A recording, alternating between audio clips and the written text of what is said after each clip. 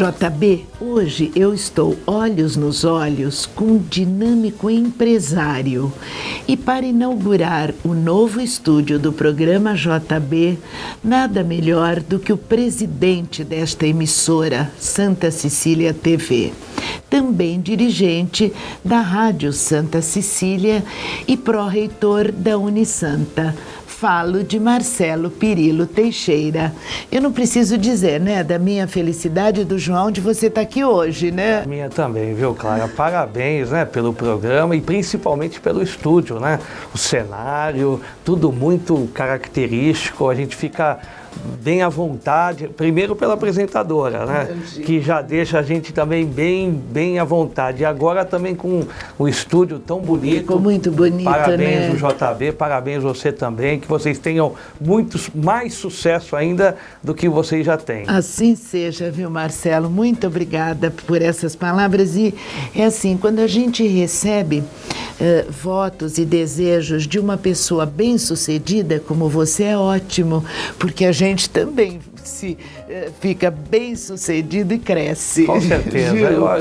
Eu sou muito positivo, né? Sempre muito otimista. É verdade. Então, acho que todas as pessoas que trabalham muito, como vocês, né? Que vocês lutam, que vocês realmente vão ao encontro dos objetivos, a gente tem a convicção de que serão protegidos e abençoados aí pelas luzes, para que vocês continuem com esse trabalho e com o sucesso, obrigada, que é o principal. Marcelo, muito obrigada. Bom, você é um homem que vive na mídia, dando entrevistas por todo lado. As pessoas conhecem aquele homem forte, o empresário, ex-presidente do Santos por muitos anos, pró-reitor da Unisanta, que é uma potência na nossa cidade. Enfim, eu quero começar conversando com você sobre outra coisa, sobre a intimidade do Marcelo Teixeira, sobre a sua vida em família, sobre como é viver ao lado de uma mulher como a Valéria, que é uma outra liderança, uma pessoa muito otimista, e a gente sente que ela guarda aquela coisa de vocês, da família, da Carol, do Marcelinho. Como é o Marcelo na intimidade? É bravo? Não, eu não sou tão bravo, não. Ao contrário, eu tive uma educação, Clara, dos meus pais, né, principalmente por parte de mãe, aquela educação mais antiga, mais tradicional, né? Quando o pai chegava em casa, todos deveriam estar, todos deveriam almoçar e jantar juntos, respeitar, seu pai está descansando, então muito silêncio, trabalhando muito. E por parte dele também, logo cedo, logo aos 8, 9 anos, já fomos também convidados por ele para começar a trabalhar, né? Sim, verdade. Então, essa junção do trabalho com a condição da educação familiar que a gente teve, assim, muito rigorosa, que eu acho que isso é uma vantagem positiva para a formação do caráter, para melhorias, né, das condições nossas mesmo, de avanços, de experiências, eu achei muito interessante. Eu pude passar isso exatamente também em casa, não só por conviver, como você disse, com uma mulher especial como a Valéria, sem né? dúvida. A Valéria, ela era professora, optou num certo momento para permanecer no lar, para educar os filhos, para cuidar da casa, para ficar ao meu lado. É o estilo dela mesmo, a gente percebe. E né? ela fez, graças a Deus, fizemos isso muito bem, né? Hoje em dia, principalmente, que a gente tem tantas preocupações na formação, né, do caráter, no acompanhamento dos e com filhos. Filhos adolescentes, né, Marcelo? Que é uma fase terrível então, hoje. Então conciliamos muito bem isso, né? Essa questão mais minha do trabalho, tudo, e ela dando essa retaguarda. Que nenhum dos dois é bravo, não, você fugiu. Qual dos dois é mais? Exatamente isso. Eu acho até ela como tem um contato maior no dia a dia com eles, não que eu não tenha, né? Ela já tem uma liberdade, uma certa condição com eles, que algumas vezes que tem necessidade, então vai lá falar com seu pai. Então eu tenho uma retaguarda, não de ser bravo, bravo, nunca me exaltei, nunca tive necessidades de ter nenhum tipo de comportamento diferenciado como pai com os meus filhos, graças a Deus, nem tampouco ter levantado, necessário levantar a mão para dar uma palmadinha no bumbum. Nem é a melhor política, né, Marcelo? Eu acho que a estrutura familiar pelo contrário, sólida é você mostrar a eles os caminhos corretos, né? E acho que nesse momento você pode muitas vezes na educação ser um tanto mais num momento bravo, necessário, tem que ser mais rígido, digamos. Um pouco mais, mas não assim de ultrapassar limites. Graças a Deus não tenho essa imagem como aquele pai. E você brinca bastante, vocês adoram passear? Muito, passeamos bastante. Muito diálogo, Marcelo? Muito Então você diálogo. É uma pessoa paciente de uma maneira geral? De uma maneira, você se considera assim? Eu me considero, sou uma pessoa que gosto de ouvir, tolerante, né, equilibrado.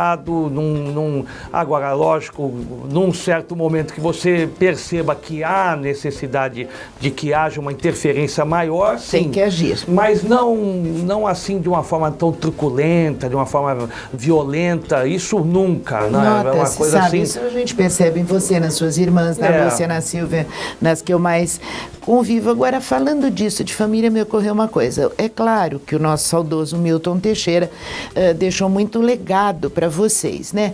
Qual o maior legado, Marcelo? Você definiria para mim em uma ou duas palavras? Eu acho que o maior legado dele foi esse ensinamento no trabalho. Ele se dedicou ao máximo àquilo que fazia bem, optou porque ele tinha até então consolidado na sua vida profissional, ele era da Receita, da alfândega, trabalhava, tinha naquela época concursado um excelente salário, ele abdicou de tudo isso para formar uma escola. Vendeu a casa, que isso uma das meninas, a Lúcia, a Silvia já me contou, vendeu a casa que então tinha. Ele mostra esse desprendimento, né, desses bens, dessas condições materiais, ele e minha mãe, né, porque até então o que tinham alcançado pelo trabalho, conseguiram comprar uma casa. Então, ao comprarem a casa, ele resolveu comprar a escola, o Santa Cecília. Veja onde deu. Aí conversando, Nilza, vamos vender a casa. Mas, Milton, acabamos de comprar a casa. Agora vamos voltar a viver de aluguel? Vamos voltar a viver de aluguel, porque o meu sonho é construir, montar essa escola. Então, por aí a gente nota que ele realmente tinha esse espírito empreendedor que ele passou para vocês. Eu, analisando de fora, eu também sinto isso, que esse legado que ele deixou foi muito presente na vida de vocês hoje. E claro, a nossa família é uma família muito unida. Né? Muito. Podemos até às vezes discordar de uma ou outra, mas decidimos sempre em casa, nas quatro paredes. E quando saímos não existe nenhum tipo de sentimento de rancor, muito pelo contrário, né? Então, essas vantagens nós levamos também ao trabalho. Essa união que nós temos em casa, em família, a gente transporta para todos aqueles que são os nossos funcionários, os nossos diretores, que sentem essa condição tão favorável familiar e, ao mesmo tempo, cada um com a sua vocação. A Lúcia como psicóloga, a Silvia pedagoga, eu administrador, advogado. Eu lembro que você fez direito. A Cecília professora. Então, cada um dentro da sua condição, da sua vocação, parece interessante, mas a gente reúne, através das qualidades de cada um, esse benefício maior que é transmitido aos nossos trabalhos na escola, né? Verdade, e ao nosso complexo. Verdade. Bem interessante. Agora, muito interessante, Marcelo, quando uma família deixa marcas, né? Eu acho isso muito importante. Marcas boas. Marcelo, você foi o presidente mais novo do Santos Futebol Clube. Que experiência você adquiriu com isso? Uma experiência fantástica. Primeiro, pela forma como eu assumi sendo o presidente mais jovem, né? E eu tive duas gestões. A mais jovem eu assumi no início da década de 90. Eu fui em 92 o presidente mais jovem com 28 anos. Acho que, apesar de toda a experiência e amadurecimento que eu já possuía, naquele momento o Santos me deu uma condição fantástica de conseguir melhorar ainda mais aquilo que naturalmente você tem como aprendizados constantes, né? Aí voltei ao Santos em 2000. Aí voltei de uma forma diferente, né? Já mais maduro, já casado, já com os filhos. Então, tudo tem os seus momentos, né? Na história do Santos é difícil você ter na galeria dos presidentes um que tenha retornado ao clube. Eu retornei, né? Eu tive esse desafio de retornar ao Santos. E ao retornar, eu creio que um dos legados que a gente tenha feito e deixado é exatamente a estrutura que o Santos hoje possui. Com certeza absoluta veio de você. É uma estrutura moderna, é uma estrutura diferenciada, é uma estrutura de uma visão realmente de um educador, não de um homem de futebol. De futebol. Que geralmente você tem nos clubes homens que são voltados a dirigir um clube de futebol. Eu consegui fazer com a minha equipe um trabalho voltado mais nessa área de como educador, com uma filosofia diferenciada num clube tradicional como o Santos. Nossa. E tive a felicidade, a bênção de Deus de ter alcançado um título que ficará marcado em várias gerações. Você fala do jejum que o Santos estava em de 2002. Dos 18 anos, foi isso? Veja de jejum? só, como são as coisas de Deus. O último presidente campeão foi meu pai. O meu pai tinha sido campeão paulista em 84, 1984. Foi o último título que o Santos possuía. Ficou praticamente parte da década de 80, toda a década de 90, e fomos exatamente nós sermos escolhidos por Deus para ter porque era um jejum que incomodava muito tempo, eram 18 anos. Uhum. Então isso incomodava, trazia um desconforto, era uma forma triste de ver a torcida do Santos que queria um título, né? Era aquela coisa de gozação, a torcida perdendo espaços. Sim. Então a torcida do Santos, ao invés de crescer, diminuía.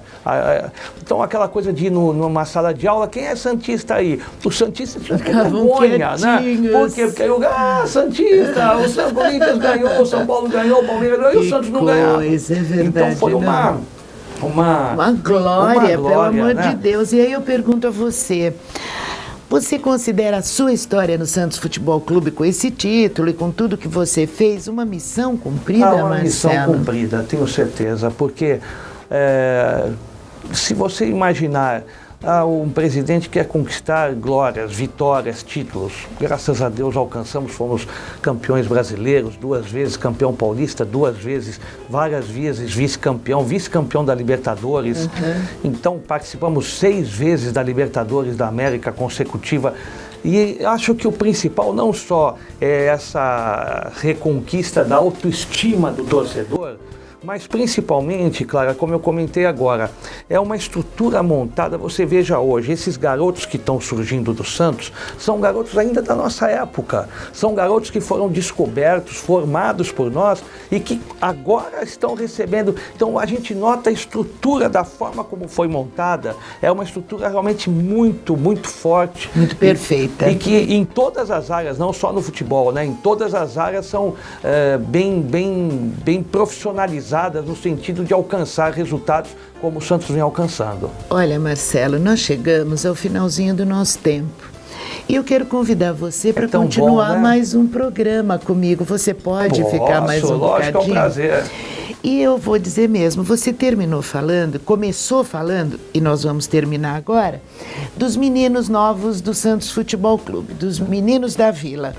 E realmente o que eu quero perguntar para você, para nós, no próximo programa, Marcelo, é como você vê a situação do Santos Futebol Clube hoje. Tá ótimo. Então, você vê que você tocou no assunto, nós vamos encerrar esse e vamos continuar falando do Santos Futebol Clube e dos meninos da Vila no próximo. Prazer.